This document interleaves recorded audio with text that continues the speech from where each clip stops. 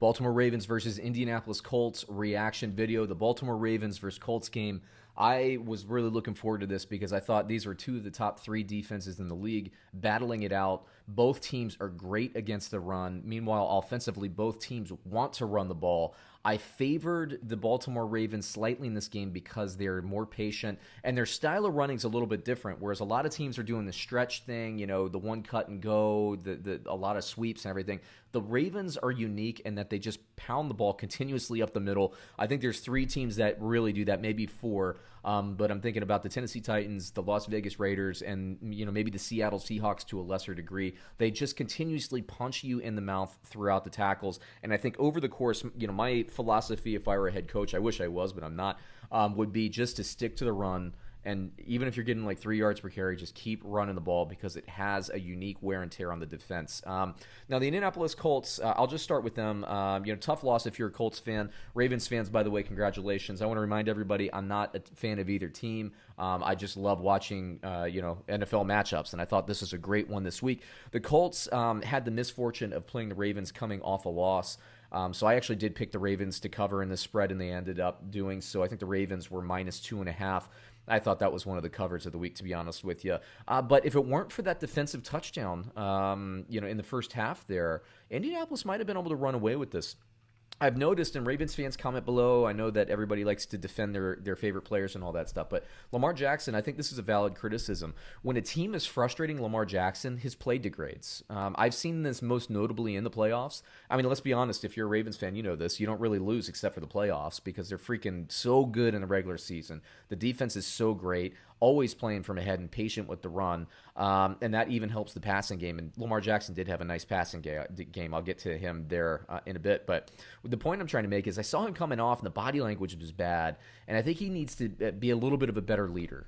So I'm going to give him some criticism there. Ravens fans, if you think that's unfair, let me know. But again, Lamar Jackson, we don't see him losing. We don't see him frustrated often, but when we do, it's just kind of a bad vibe. I wish he would be more a little bit, kind of looser, a little happy-go-lucky maybe, and I think that would rub off on his teammates. But the Colts defense did a great job against the run game. The Baltimore Ravens give you 13 carries from Lamar Jackson, the leading rusher, for 58 yards. He's that unique player. I mean, as a passer, I'm going through the Ravens stats now.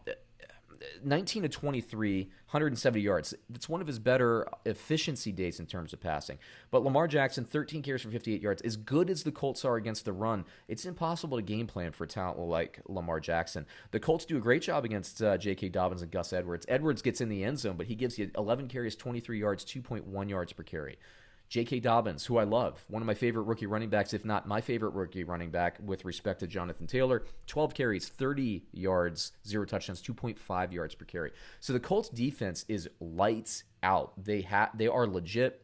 And again, if it weren't for that defensive touchdown in the first half, you're looking at a 17-10 game, and Indianapolis is driving for the tie at the end of the game instead of really just being hopeless. Since I'm on the Ravens now, I'll just finish out. Again, 19 completions. The leading receiver was Nick Boyle, and then Willie Snead. Both of them had 4 receptions. Marquise Brown adds 3. Mark Andrews adds 3. But really, man, you just got to give respect to the Colts defense. Now, the Colts offense, Phillip Rivers goes 25 of 43, 227. My big criticism of the Colts offense this year is they haven't really been using Naheem Hines enough.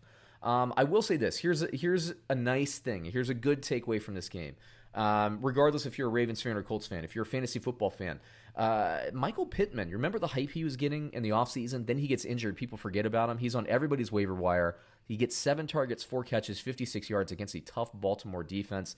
Michael Pittman will flash at the end of the year. I think he's going to be very good. Zach Pascal, he's more of a meat and potatoes guy. If I'm comparing them to like a Philadelphia Eagles, who were a little bit more familiar with their receiving core because of how much they've been in the press, Zach Pascal reminds me of Greg Ward. He'll be there. He'll get your receptions. He'll get it done. Michael Pittman reminds me more of like Travis Fulgham. He's the guy to get it done, I believe, in this offense. Colts fans, do you agree, disagree? Comment below. Naheem Hines, though, only 2 catches for 20 yards. He's got to be more involved. You got to I know Baltimore's good everywhere defensively, but you got to attack them, I think, short in order to open things up long, and the Colts just couldn't get it done. Tough day. And then you look at the running game. Certainly, Jonathan Taylor only getting 6 carries. He's nicked up. That doesn't help things. 6 carries, 27 yards, over 4 yards per carry and a touchdown. But Jordan Wilkins was closing the game out. 11 carries, 39 yards. They didn't run poorly, but Baltimore Ravens got off the field when they had to, and that's the story. That's the story this week. So I'm not freaking out. Colts fans, I mentioned, Baltimore's tough off a loss. The Colts are going to be tough off a loss next week. I'm probably betting them regardless of who they play. I haven't looked at the schedule next week yet. Again, you can comment below for that if you'd like. Ravens fans 6-2, moving them up the power rankings. I think they were number 4 last week. They're going to be at least number 3 with the Seattle loss. Indianapolis Colts, we'll see what I do with them. They were in my top 10. I don't know if I keep them there or not. I don't think this is a bad loss. I think this is a closer game than it looks like in the score. But hey, credit Baltimore Ravens, man. That defense is suffocating.